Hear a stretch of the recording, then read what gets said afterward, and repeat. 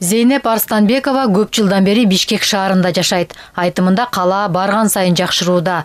Жаңы автобустар алынып, жашыл аллея, сейилбактар орун алууда.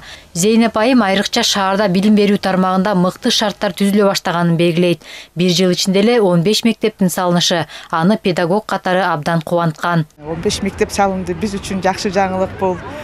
Себеби балдар аябай көп мектептерде ошондой эле жаңы эл үчүн автобустар келип атат, окуучуларга дагы жакшы. Андан тышкары мусорларды сортировкалоо бул дагы чоң проект, бизге аябай жагат. Эгерде биз ушул жол менен барсак, шаарыбыз өнүгүп өсөт деген ойдобуз. Бишкек Кыргызстандын борбору. Бүгүн анын туулган күнү, тагыраагы 145 жылдыгы белгиленүүдө.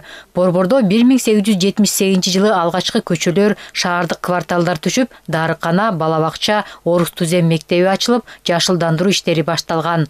19-кылымдын аягында 100дөн ашык боз үйдү эсепке албаганда, Бишкекте болгону 752 там болгон. 1970 жылы шаардын ген планы түзүлгөн, урмат алык болуп, ошо биздин Ала Тоо аянтын, андан кийин Ак үйдүн проекттин жасады. Кыскасы 70 жылдан 85 жылга жери Бишкек шаары дүркүрөп өнүгүп өстү. Борбордук бөлүгү Сумдан баштап баягы Молодая гвардияга жери ушу Чүй көчөсү башынан аягына жери реконструкция болду десек болот.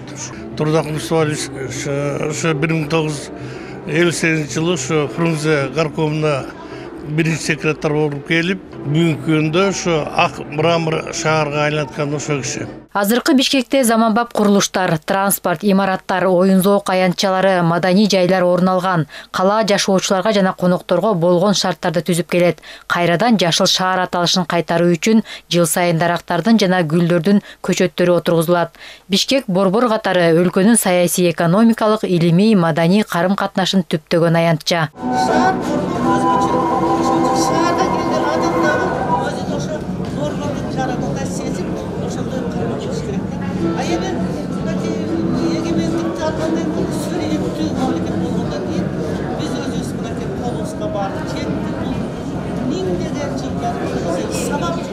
Убакыттын өтүшү менен улам кеңейип, калкы көбөйүп келаткан Бишкекке бүгүн 145 жыл. Бул дата Сатылганов атындагы Кыргыз улуттук филармониясында салтанаттуу белгиленди. Анда борбордун түптөлүү тарыхынан тарта азыркыга чейинки таржымалын камтыган документалдуу тасма көрсөтүлүп, калаа башчы шаардыктарды куттуктады.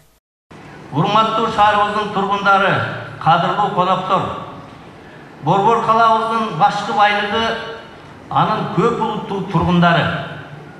Бул жерде катышып жаткан улуу жана жаш муундардын өкүлдөрү сиздер.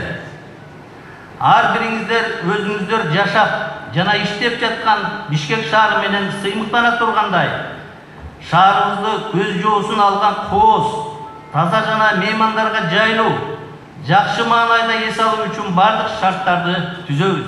Салтанаттуу аземде мамлекеттик катчы Сүйүнбек Касманбетов өлкө президентинин куттуктоосун окуду. Бүгүнкү күндө миллиондон ашуун калкты батырган берекелүү шаарга айланды. Ушу тапта Бишкек шаары Кыргызстандын булуң бурчундагы жарандарыбызды кайра келүүгө дегдеткен сүйүктүү шаары. Аяк басып астанасына аттаган меймандарды жайда салкын, кышта жылуу абасы менен арбаган жагымдуу жайы болуп калды. Борбор калаабызды сүйө билели, сүрөй билели. Бул борбор шаарыбыздын көркүнө көрк кошулуп, күндөн күнгө култура берсин. 1991 жылдын апрелинде СССРдин Жогорку Совети Фрунзе шаарынын аталышын өзгөртүү чечими кабыл алынып, ага биринчи аты Бишкек кайтарылып берилген. Аймактын аянты 160 квадрат километрди түзүп, анда 1 миллиондон ашык адам жашап келет. Анара Мамбеткадырова, Байжан Мирбеков, ЛТР, Бишкек.